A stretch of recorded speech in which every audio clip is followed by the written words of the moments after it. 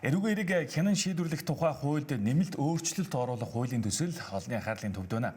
Энэ удаагийн шинжилэлд процессын ил тод байдал болоод оролцогч талуудын эрхийн тэнцвэрт байдал хэрхэн нөлөөлөх талаар бид CNBC-ийн студид улсын хурлын гишүүн Инх Төвшин эрхэмтэй ярилцж байна. Танд өглөөний дүргийг тэнэмэнд. Тэгэхээр бас яг энэ хуулийн төслийн ер нь нэмэлт өөрчлөлтөнд орж байгаа гол үзэл баримтлал нь та бас энэ талаар илүү тайлбарлах уу? Нөгөө талаар яг энэ цаг үед үүнийг бас өргөн барьж байгаа гол шалтгаан бас юу юм бол?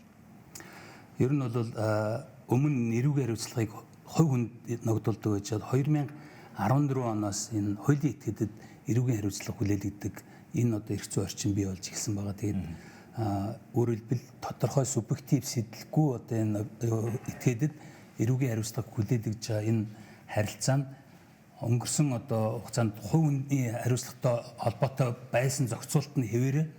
Тэгэхээр энэ хуулийн этгээдүүдийн эрүүгийн хариуцлага хүлээлгэх болон энэ хэргийг хянан шийдвэрлэх, талсан сэргийлэх арга хэмжээ авах, мөрдөн шалах үйл ажиллагаанууд нь ямар ч процессгүйгээсээ болоод үзмжийн шинжтэй. Тэгэхээр аж ахуйн нэгжүүдийн хувьд бол одоо жишээлбэл шүүхтэр тодорхой төрлийн үйл ажиллагаагийн төдөлзүүлэх арга хэмжээ авах, мөн одоо хөрөнгийн шилжилтүүд, дансын одоо хаах гэх мэтлэн мөрдөн шалах үйл ажиллагаа болоход тодорхой хэмжээний ямар үндслээр жишээлбэл энэ одоо арга хэмжээнүүд авч байгааг мэтгэлцэх юм болцоо байдгүй. Дээр нь энэ тодорхой хугацаа байхгүй.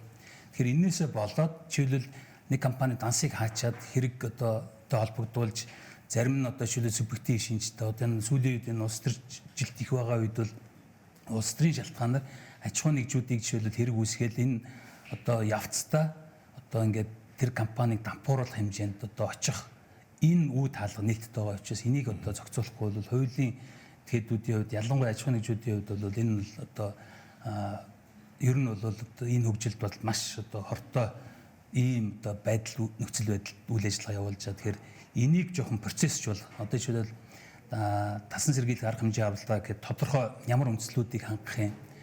Тэр тодорхой үйл ажиллагааг хязгаарлахад төдөлзүүлэхэд одоо ямар хугацаагаар жишээлбэл одоо энэ хуулийн төслөөр бол 1 сараар жишээлбэл тэр тодорхой үйл ажиллагааг төдөлзүүлэх хугацааг зааж өгч байгаа.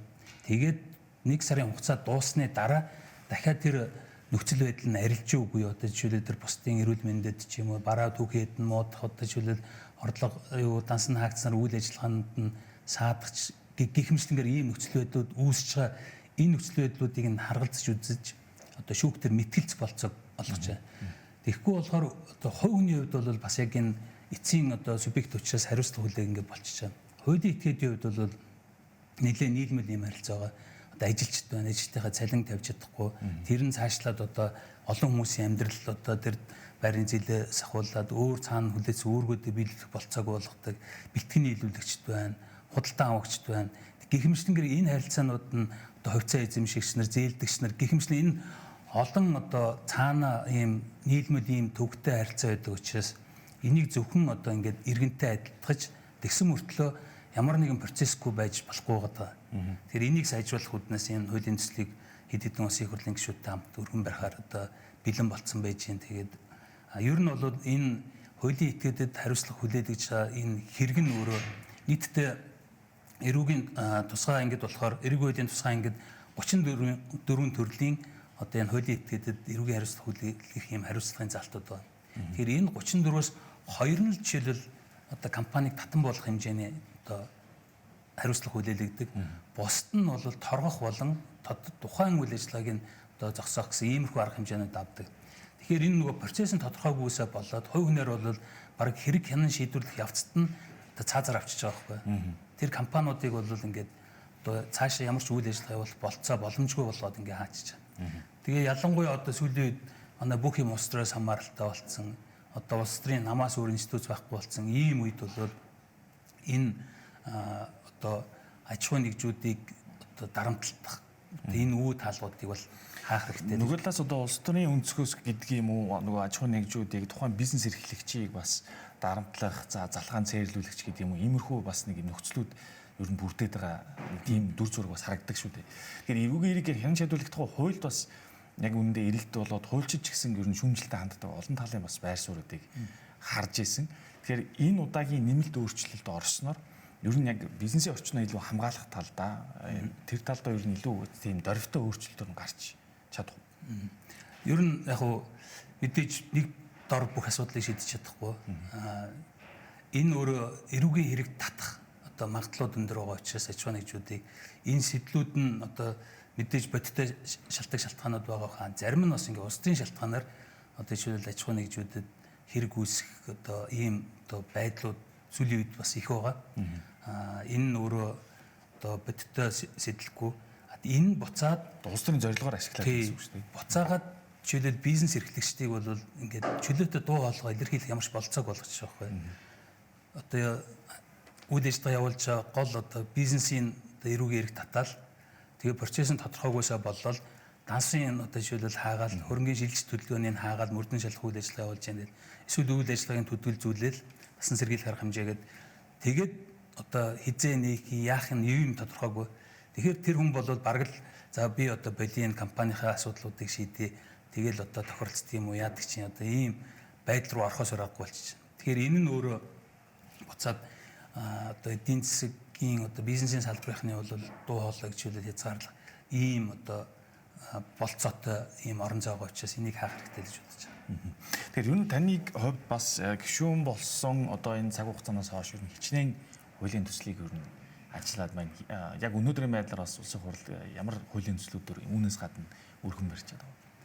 Тэгээ би илүү одоо чагсаалтаар одоо улсын хурал орж ирсэн байгаа. Тэгээд бизнесийн салбарыг илүү төлөвлөж тэгээд яг энэ агуулгаараа л ажиллаж байгаа. Тэрнээс ямар нэгэн улс төрийн намын одоо эрх ашигээс илүү хувийн хвшлийн энэ эрх ашигыг хамгаалахын тулд эдийн засгт хувийн хвшлийн орон зайг нэмэгдүүлэхийн төлөө ажиллаж байгаа. Тэгээд энэтэй холбогдуулаад ер нь одоо анх хэлж гишүүн болсон цагаас л ахуулаад ажилласан л да. Жишээлбэл төсвийн одоо зардлыг бууруулах тал дээр ол одоо эрх барьж байгаа намын сонгуулийн эмгэрийн хөтөлбөр одоо заасан заалт нь засгийн газрын үйл ажиллагааны хөтөлбөр болж ирэхдээ дунд нь одоо жишээлбэл тэр заалтууд нь буутсан төсвийн зарлага дотоодын бүтээгдэхүүний 25% төгрөг гэсэн заалтаа зориуд одоо жишээлбэл ингээд багхгүй болгоцсон. Тэр заалтыг нь шахаж ихэлсэн.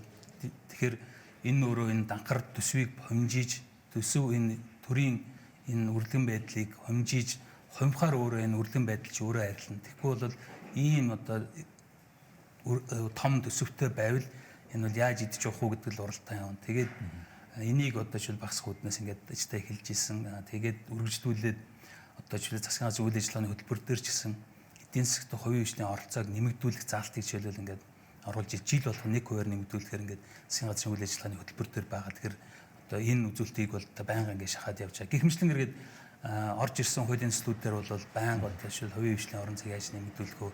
Энэ эрх зүйн орчин сайжруулах гэдэг чиглэлээр ажиллаж байгаа. Одоо сүүлд гэхэд Монголын үндэсний худалдаа аж үйлдвэрийн танхимын тухай хуулийг өргөн барьсан. Одоо хэлц хэсгийн улсын хурал дээр одоо хэлцэж байна. Энэ хуулиар бол ер нь манай улсад бол яг энэ институцүүд өгч хэрэгтэй байна. Ялангуяа энэ одоо бие даасан чадвах сайтай энэ институцүүд өгчих зайлшгүй шаардлага байна. Тэгэхээр одоо бидний хувьд бол бие даасан байх ёстой энэ институцууд бүгд улс төрөөс хамааралтай болсон. Төв банк нь улс төрөөс хамааралтай, санхүүгийн зохицуулах хороо, одоо жишээл сонгуулийн ерөнхий хороо, төсвийн доктортой байдлын зөвлөл бие даасан байх ёстой бүх институцүүд нь томилгооноос болоод улс төрөөс хамааралтай ийм байдалтай болсон. Тэгэхээр Монголд бол улс төрийн нам гэдэг ганц институц байна. Тэгэхээр одоо энийг ингээд энэ одоо улсын энэ цаашдын хөгжил дэвшилтэд бол институцүүд чухал учраас ядаж хувийн хвшил нь одоо улс төрөөс аль болох хамгийн одоо хараат баг байж болох энэ институц нь өөрөө институц одоо зайлшгүй шаардлага байгаа. Энийг одоо энэ хуулийн өөрчилж шинжилье гэсэн юм санаа байгаа. Одоогийн хуулиар бол бас яг энэ шаардлага хангагдаж чадахгүй байгаа. Тэгэхээр энэ танхимын одоо жишээлбэл анх хэлж 1995 онд батлагдсан хууль байгаа. Одоо 31 жил болсон энэ хууль маань бол бас яг үүргээ гүйцэтгэж чадахгүй. Танхим маань хувийнхандаа ч нэг хэрэг одоо ач холбогдол багтай, төрийнхөнд ч бас ач холбогдол багтай. Тэгээ хэлсэн ярьсныг нь ерөөсөө сонсдгоо, нийтлэг дуу хоолой илэрхийлж чаддгүй иймэрхүү асуудал байгаа учраас яг энэ асуудлуудыг шийдэх үүднээс танхимын тухай Монголын үндэсний худалдаа аж үйлдвэрийн танхимын тухай хуулийг одоо өргөн барьсан байгаа. Одоо бас нэг ажиллаж байгаа төсөл нь энэ хөдөлмөрийн тухай хууль дээр энэ уул уурхайн одоо компаниуд дээр энэ ростертой холбоотой асуудал одоо үүсэж 14 гэдэг яг нэг ээлжийг зохицуулсан, хатууд зохицуулсан ба. Тэгэхээр энэ нь өөрөө одоо нийгмийн болон эдийн засгийн бас нэлээд сөрөг үр дагаврууд одоо хуулийн одоо хэрэгжилтийн явцад харагдчихаа. Жишээлбэл хотод ирээд 14 хоног жишээлбэл амарч байгаа бол тэр хүн амрах биш ингээд дахиад өөр газар ажил хийдэг. Тэр нь буцаад одоо ядардаг ч гэдэг юм хөдөлмөр хамгаалалт талаасаа ч гэсэн нөгөө талаасаа гэр орны хувьд ч гэсэн ер нь бол ингээд гэртээ ирээд зарим нь ингээд зүгээр сухаар гэр бүлийнх нь хүн хүртэл сүулдэ энэ чи одоо ажиллаа хийхгүй ингээд гэртээс гифтэд идэх юм уу гэдэг. Нөгөө талдаа тэр чинь 14 хоног ажиллаж цалин багасч байгаа байхгүй. Ажил олгогч талдаа бол энийг одоо нөхөхийн тулд одоо хүний нөөц дахиж нэмж авах хэрэгтэй болно. Тэгэхээр хүний нөөц ямар байгаа вэ? Буцаад тэр нөгөө дадлагж явах энэ одоо дагнах энэ ур чадрууд нь 14 хоног явчаад буцаад ирэхээр нөгөө хүн чинь баг юу хийжсэн ч баг мартаад ирчихэж байгаа байхгүй. Ихэмсгээр баш товч байгаа асуугаад энэ хуулийн нэмэлт өөрчлөлт маань энэ хаврын чуулганаар өргөн барьж батлагдана гэсэн үг хэлдэг байна. Улсын хурлын дараагаад 5 дараалал үсээд одоо өссөн байгаа.